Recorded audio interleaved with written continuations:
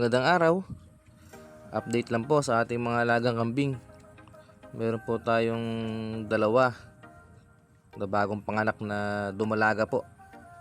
Ang una po ng anak ay itong ating native.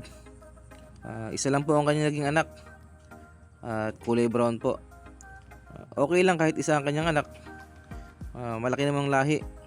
Dahil ang nakaasawa sa kanya ay yung ating bower back. Kapag isa lang po ang anak, ibig sabihin po ay solo lang po nung anak ang gatas ng kanyang ina. Kaya advantage po yun, mas mabilis po siyang lalaki kumpara po sa mga dalawa o tatlo ang anak. Pero syempre, mas okay pa rin po na dalawa o tatlo ang magiging anak ng ating mga alaga para mabilis pong dumamay ang ating mga kambing. Ang sumunod naman po ng anak ay itong ating upgraded na dumalaga. At blessing po kasi dalawa po ang kanya naging anak. Kadalasan nga po pala ay isa lang po ang nilalabas ng mga kambing kapag sila ay dumalaga. Kaya blessing po nating may tuturing na dalawa agad ang kanyang nilabas sa kanyang unang pagbubuntis. Bale, ikukulong ko muna silang mag-iina na magkakasama. Siguro mga 2 months bago ko sila pakawalan. Nakapag-inject na nga din pala ako ng vitamins para sa ating mga baby kambing. Nagturok po ako ng iron at saka B-complex. Nakapag-inject na nga din po pala ako ng vitamins sa kanilang mga nanay para mabilis itong makarecover mula sa panganganak.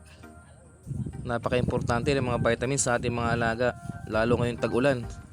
Uso ang sakit ng mga kambing ngayon. Napakaraming kambing dito sa amin na nagkakaroon ng sipon at saka pagtatae. Kaya importante na mayroon silang vitamins upang lumakas ang kanilang resistensya, lalo na yung mga batang kambing. Sila kasi yung mas mabilis lapitan ng sakit dahil mahina pa kanilang resistensya. Napakaganda ng mga nilabas ng ating mga dumalaga. Napakalalaki. Kitang-kita naman sa kanilang mga hita. Mainam talaga kapag yung back natin ay malusog at malaki. Bale, ito nga yung ating back na bower. Tumitimbang po siya ng 60 kilos kaya magandang gawing ganador para siguradong malaki rin ang kanyang magiging anak. Abangan nyo po yung magiging update po sa ating mga alagang kambing at sa iba pa nating mga alagang hayop dito sa ating backyard farm. Maraming salamat po sa panonood. Happy farming!